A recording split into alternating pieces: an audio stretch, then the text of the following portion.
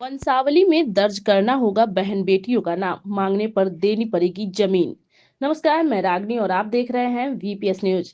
राजस्व एवं भूमि सुधार विभाग ने जमीन के स्वामित्व को लेकर होने वाले विवादों को सुलझाने के लिए दिशा निर्देश जारी किया है। इसमें स्वामित्व कायम करने के लिए कई विकल्प दिए गए हैं। विभाग ने के अपर मुख्य सचिव दीपक कुमार सिंह ने मंगलवार को दिशा निर्देश जारी किया है। अधिसूचना की जारी हो गई है। महिलाएं अगर अपने पति की जमीन में स्वामित्व का त्याग शपथ पत्र के माध्यम से नहीं करती हैं तो उसका अधिकार कायम रहेगा।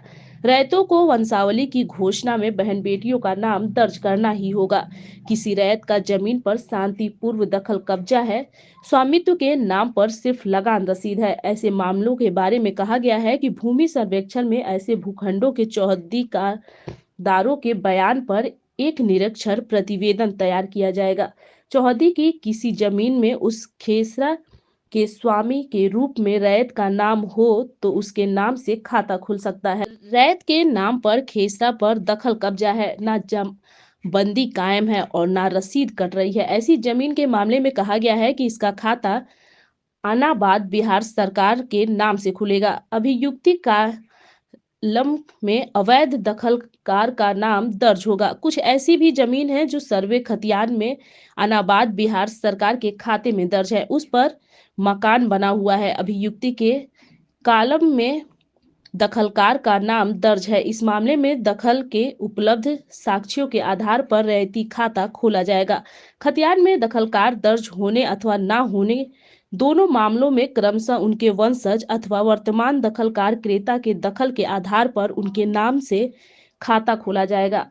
खतियान में दखलकार दर्ज होने अथवा ना होने दोनों मामलों में क्रमशः उनके वंशज अथवा वर्तमान दखलकार क्रेता के दखल के आधार पर उनके नाम से खाता खोला जाएगा। वंशावली को लेकर दिशा निर्देश में फिर कहा गया है कि रैयत स्वयं इसे समर्पित करेंगे। आपसी सहमति के आधारित सभी पक्षों के बीच हुआ हस्ताक्षरित बंटवारा मान्य है। इस आधार पर सभी पक्षों का खाता खुलेगा। हिस्सेदारों में सहमति होने पर संयुक्त खाता खुलेगा। अगर बंटवारा निबंधित और सक्षम न्यायालय द्वारा किया गया है तो उसके आधार पर भी हिस्सेदारों का अलग अलग खाता खुलेगा।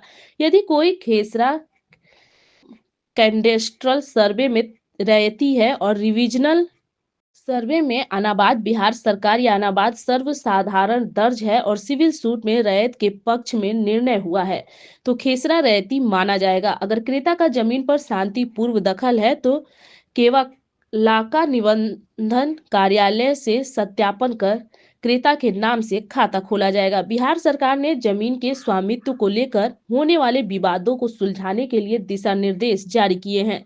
इस दिशा निर्देशों में स्वामित्व कायम करने के लिए कई विकल्प दिए गए हैं। रैयतों को वंशावली की घोषणा में बहन बेटियों का नाम दर्ज करना अनिवार्य होगा। अगर कोई महिला शपथ पत्र के माध्यम से संपत्ति का प्रतित्याग करती है तो खाता में उसका नाम दर्ज नहीं होगा। विशेष सर्वेक्षण एवं बंदोबस्त की किसी प्रक्रिया में कोई हिस्सेदार पूर्व के लिए नए बंटवारे पर असहमत होते हैं तो वापस संयुक्त खाता खोला जाएगा। दिशा निर्देश में कहा गया है कि रैयत अगर जमाबंदी अथवा लगान रसीद अद्यतन नहीं करा पाए हैं तो खतियान में स्वामित्व की स्थिति प्रभावित नहीं होगी। पूर्व में गैर मजरूआ जमीन की बंदोबस्ती के आलोक में रैयतों के पास अगर कागजात उपलब्ध नहीं है तो भूमिहीन श्रेणी में इन रैयतों को अंचलाधिकारी की रिपोर्ट के आधार पर स्वामित्व बना रहेगा।